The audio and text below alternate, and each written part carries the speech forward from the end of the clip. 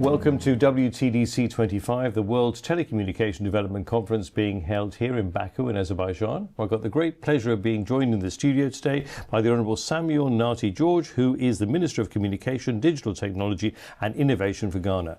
Welcome to the studio. Thank you. Pleasure to be here. It's a great pleasure to have you. Now, let me start off by asking you a little bit about this event, WTDC-25. You're taking the time to be here. I wanted to ask you, why is this event important to you?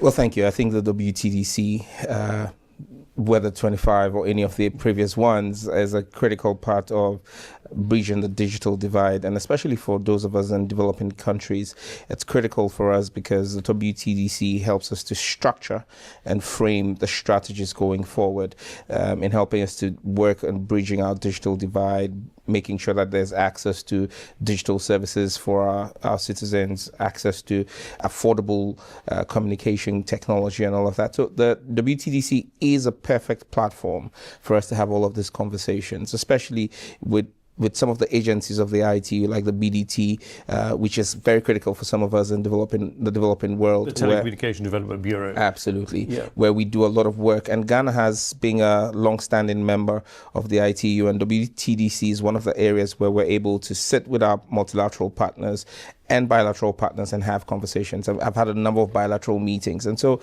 the WTDC is a perfect melting pot for us to meet with all kinds of stakeholders who it would normally be difficult to either fly and meet or bring into Accra. Yeah. But this is a perfect place for us to meet and have conversations on the kinds of partnerships that help us bridge the digital divide and make sure that unserved and underserved areas of our country get access to some of this trainings and facilities that are available. Now, the last WTDC was in Kigali. There was a Kigali action plan that was forged there. I wanted to ask you, has much changed in the last 4 years? Pretty much. A lot has changed. I mean, the partnership between Ghana and the ITU has yielded some kind of results. We agreed with the ITU through the BDT to run and set up digital transformation centers. 200 of them have been set up in Ghana. Over 14,000 people have gone through these training centers, largely female entrepreneurs and persons with disabilities and people from underprivileged demographics in the country.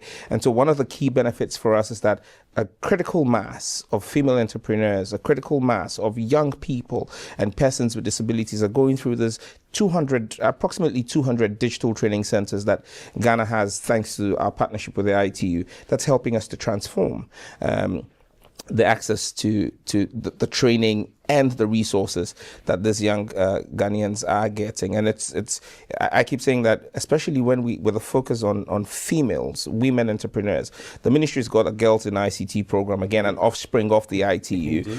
This year, we've trained over 3,000 girls and 300 teachers. We've set up almost 30 ICT cyber labs as a result of the work that we're doing. But over the period, we've trained over 10,000 girls in ICT. And for us, it's fantastic because when you look at Ghana as a country, this year we're growing at 6% of our GDP.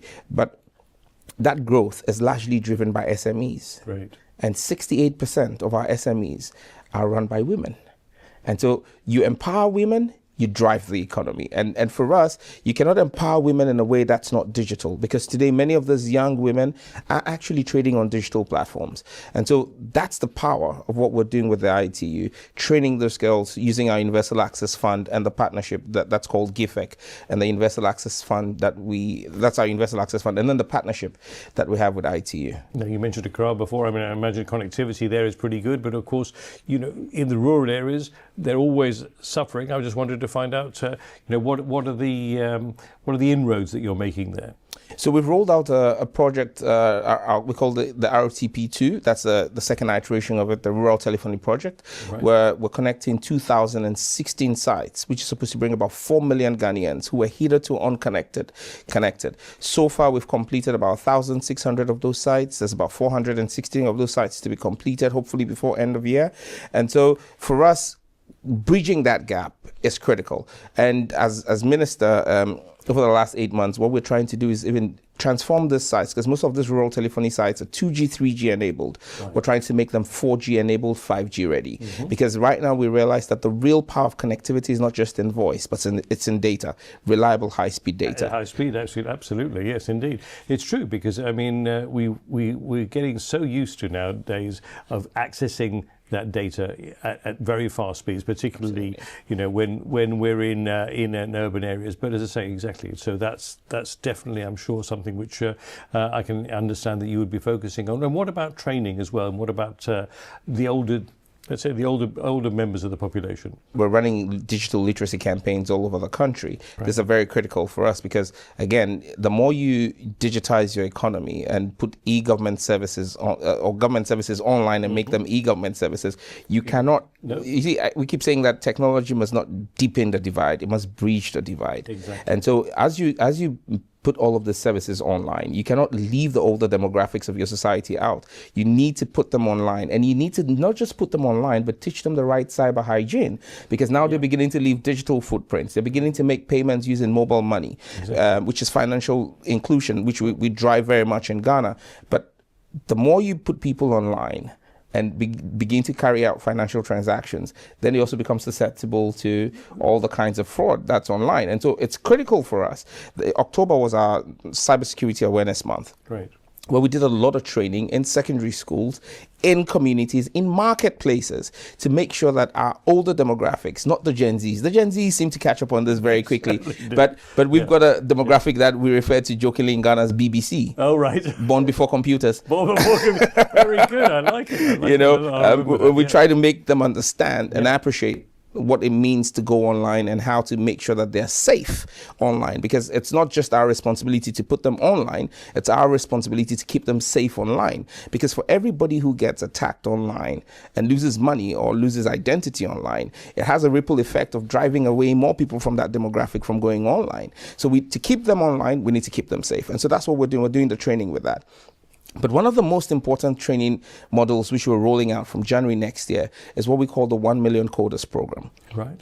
Ghana has this as a flagship project of His Excellency President John Dramani Mahama, our president, where we're training a million young Ghanaians. We call it 1 Million Coders, but basically it's digital skills for the future. Okay. So data forensics, data annotation, cybersecurity, cloud computing, artificial intelligence.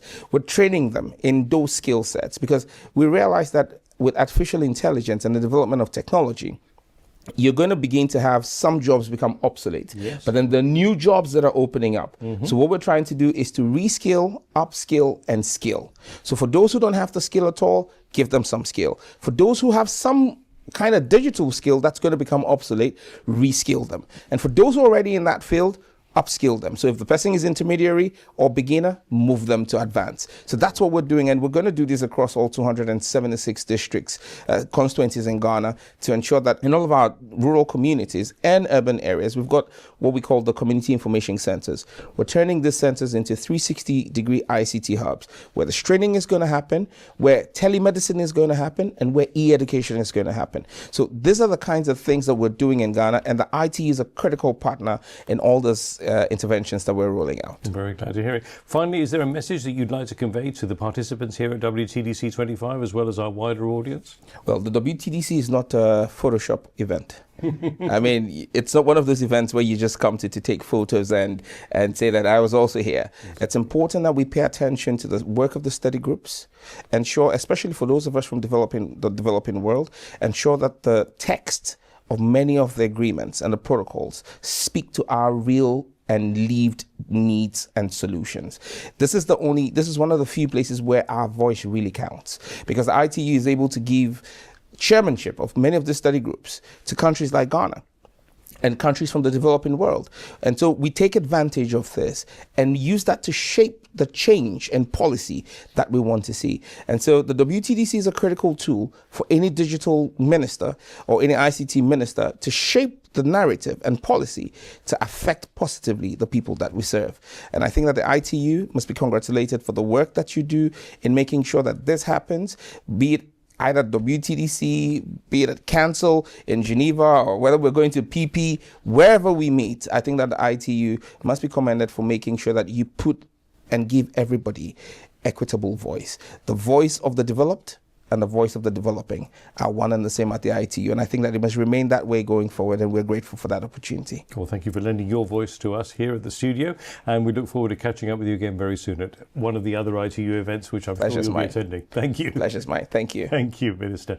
And if you've enjoyed this interview, then do check out our other interviews on our YouTube channel, our podcast, wherever you get your podcasts from. And for further information, visit our website at www.itu.inc/WTDC25.